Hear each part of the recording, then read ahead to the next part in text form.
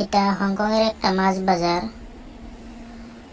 এখানে সকাল 6টা থেকে রাত 8টা পর্যন্ত খোলা থাকে, মাছ বিক্রি হয়। এবং মূলত এই বাজারটা বিশেষ করে সামুদ্রিক মাছ বেশি পাওয়া যায়। শুধু এই বাজার না, হংকংয়ের সব বাজারেই সামুদ্রিক মাছই পাওয়া যায় বেশি। মিঠা পানির মাছ খুব কম পাওয়া যায়। আর আমাদের দেশের যে মাছগুলো আমরা বেশি পছন্দ করি, যেমন কই মাছ, শিং মাছ, পুঁটি মাছ, শোল মাছ, টাকি মাছ, এসব মাছ এখানে পাওয়া যায় না। আর এখানে বেশি এক্সপেন্সিভ যে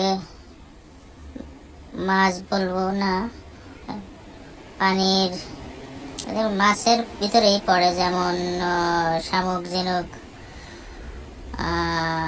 কুইচা, ব্যাং, এগুলো অনেক দামে বিক্রি হয়। আর এখানে ছোট মাছ খুব কম পাওয়া যায়, বড় মাছই বেশি এখানে।